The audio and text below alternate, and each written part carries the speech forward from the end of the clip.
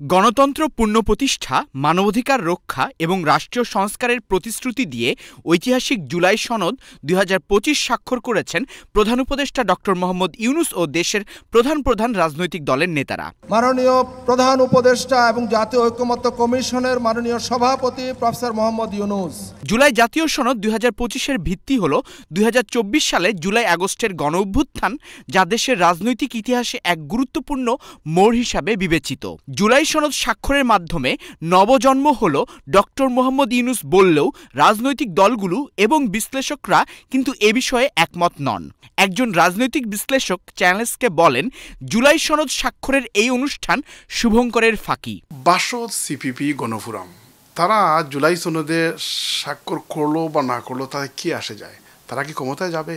অনেক মেজর রিফর্মসে BNP note of dissent দিয়ে রাখছে। নোট অফ ডিসেন্ট অর্থ কি? যে আমরা একমত পোষণ করি নাই, তো এটা পাশ হলো, আইনি ভিত্তি দেয়া হলো। নির্বাচনে পাশ করার পর বিএনপি বলবে আমরা তো আগেই দ্বিমত পোষণ করেছি, সেটা তো কার্যকর হবে না। তাই জন্য জুলাই সনদটা অনেকটা শুভঙ্করের ফাঁকির মধ্যে পড়ে গেছে। এনসিপি বলছে, জুলাইয়ের স্পিরিট ধ্বংস করে জুলাই সনদ স্বাক্ষরের এই অনুষ্ঠান পুরোটাই ভাউতাবাজি। এই যে রাজনৈতিক জোটগুলোর মধ্যে একটা ঐক্যমত্য হয়েছে, এটা যদি আইনি ভিত্তি দেয়া না হয়, সাংবিধানিক ভিত্তি দেয়া না হয়, কালকে যে এগুলার ব্যত্যয় ঘটবে না, এগুলাকে সংশোধনের নামে এইগুলা থেকে সরে আসবে না রাজনৈতিক দলসমূহ, এটা গ্যারান্টিটা কে দিবে? এটা ডক্টর ইউনূস তো হচ্ছে যে এই মুহূর্তে এটাকে কোনো আইনি ভিত্তি দিচ্ছেন না। এটাতে আমরা মনে করেছি যে এটা জুলাইয়ের সাথে হচ্ছে যে আমাদের গাদ্দারি হবে। এটা সম্পূর্ণ একটা বাওতাবাজি ১৪০০ শহীদের সাথে। এটা নিজেকে হচ্ছে যে একটা সেফ এক্সিটের আনুষ্ঠানিকতা। খেলাফত মজলিসের এক নেতা চ্যানেলসকে বললেন, জুলাই সনদের আইনি ভিত্তি না থাকলে আবারও ফ্যাসিবাদের উত্থান হতে পারে। দলিল শুধু মৌখিকভাবে যেন না হয়, এটা কার্যকর যেন হয়। এখন এটাকে কার্যকর করতে গেলে একটি আইনি ভিত্তি দিতে হবে।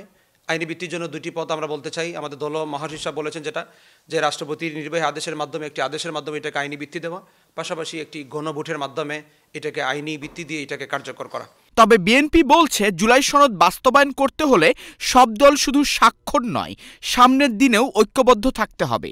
রাষ্ট্র কাঠামো মেরামতের যে ৩১ দফা আমাদের প্রাণপ্রিয় নেতা, আমাদের দলের ভারপ্রাপ্ত চেয়ারম্যান দেশনায়ক তারেক রহমান দিয়েছেন, সেটারও বাস্তবায়ন হবে এই জুলাই সনদের মধ্য দিয়ে। সমগ্র রাজনৈতিক দলগুলো যারা বিগত দিনে স্বৈরাচার বিরোধী আন্দোলন করেছে, যারা ফ্যাসিস্ট বিরোধী আন্দোলনে রাজপথে ছিল, তারা যদি ঐক্যবদ্ধ থাকে, আমরা জাতি হিসাবে আমরা প্রতিষ্ঠা লাভ করব ইনশাআল্লাহ।